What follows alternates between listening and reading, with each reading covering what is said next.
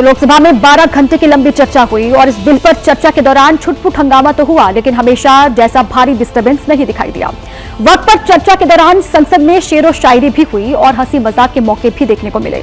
महले पर दहला मारने वाले अंदाज दिखे, ज्यादा तल्खियां इस बार नहीं दिखाई दी। ये बात कोई बदगुमान ना समझे, इस जमीन का दर्द कभी आसमान ना समझेगा। हमें उनसे वक्फ की उम्मीद कैसे कर सकते हैं जो नहीं जानते वक्फ क्या है। किसी की बात कोई। संसद में वक्फ पर शायरियों से भी वार पलटवार हुए। किरण रिजिजू ने अपने भाषण के शुरुआती 5 मिनट में ही एक शायरी पढ़ी। भाषण का अंत भी शायरी से ही किया। इसी लाइन के साथ मेरी हिम्मत को तो सराहो। देखिए मैं कितना हिम्मत के साथ बोल रहा हूं।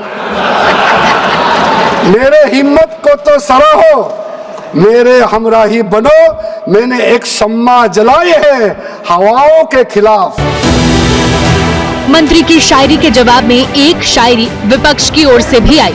दामन पे कोई दाग न खंजर पे कोई धब्बा, तुम नष्ट करो हो या करामात करो। कुछ माननीय सदस्य बोलते बोलते विषय से भटक रहे थे। लोकसभा अध्यक्ष ने उन्हें टोका। इसलिए बात को इधर से उधर नहीं में ले जाना चाहता। अखिलेश जी जरा वक्त पे भी आ जाओ। अखिलेश यादव बीजेपी के अध्यक्ष पद के चुनाव पर भी बोले। जो पार्टी ये कहती हो कि दुनिया की सबसे बड़ी पार्टी है, अध्यक्ष महोदय वो अपना राष्ट्रीय अध्यक्ष नहीं चुन पाए अभी तक। अखिलेश के तंज का जवाब अगले ही पल आया, वो भी गृह मंत्री शाह की तरफ से। सामने जितनी पार्टियां हैं उनका राष्ट्रीय अध्यक्ष उन 5 लोगों को ही चुनना है परिवार के।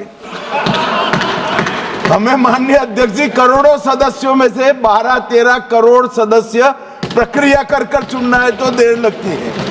आपके यहाँ जरा भी देर नहीं लगेगी। मैं कह देता हूँ अभी 25 साल तक आप अध्यक्ष हो जाओ। इधर अनुराग ठाकुर ने वक्फ पर आरोप लगाने के लिए रणबीर कपूर की फिल्म रॉकस्टार के एक मशहूर डायलॉग का इस्तेमाल किया।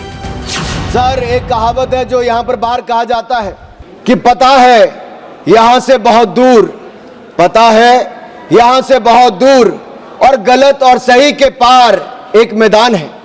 पता है यहाँ से बहुत दूर, गलत और सही के उस पार एक मैदान है। मैं वहां मिलूंगा तुझे, और अगर वक्फ का बस चला तो वक्फ की संपत्ति बन जाएगा। वक्फ पर लंबी बहस के दौरान दिए ये अलग अलग पल संसद की कार्रवाई में लाइमलाइट में रहे। देखिए, विपक्ष का एक और बड़ा आरोप यह है कि वक्फ बिल में जो भी संशोधन हुए हैं उसमें पूरी तरह मनमानी की गई है सरकार की तरफ से।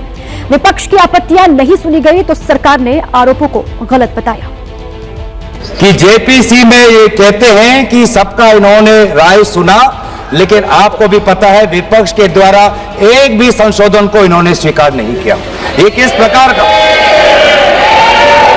हमने भी बहुत से जेपीसी देखे हैं सर, ऐसा जेपीसी नहीं देखा जहां पर क्लॉज बाय क्लॉज डिस्कशन भी नहीं हुआ सर।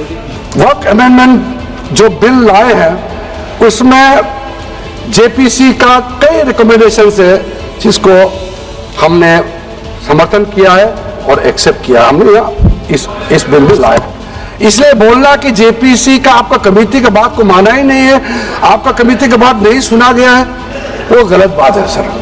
वक्फ के जो ड्राफ्ट करने वाले लोग थे, जो उन्होंने बिल ड्राफ्ट किया था, उनमें मैक्सिमम लोग वो थे जिनको वक्फ के बारे में जानकारी नहीं थी।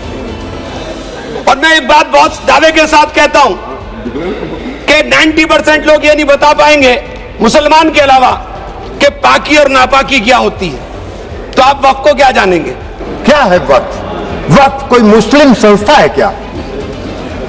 वक्फ एक तरह का ट्रस्ट है, जो ट्रस्ट मुसलमानों के हक में काम करने के लिए बनाया जाता है। तो वक्फ संशोधन बिल ने पहली परीक्षा लोकसभा में पास होकर पार कर ली है, लेकिन अब बारी राज्यसभा पर टिकी हुई है। राज्यसभा में आज ये बिल पेश किया जाएगा और कौन कौन से वक्ता होंगे सरकार की तरफ से? सुधांशु त्रिवेदी, ब्रजलाल, मेधा कुलकर्णी सरकार का पक्ष रखेंगे। ये सरकार के वक्ता के तौर पर अपनी बात रखेंगे इस बिल को लेकर। इसके अलावा शमिक भट्टाचार्य, राधा मोहन दास अग्रवाल, गुलाम अली वक्ता के तौर पर नियुक्त किए गए हैं जो सरकार का पक्ष राज्यसभा में रखेंगे। कांग्रेस के वक्ता होंगे अभिषेक मनु सिंघवी, नासिर हुसैन और इमरान प्रतापगढ़ी, जो कांग्रेस का इस पर क्या स्टैंड है वो क्लियर करेंगे।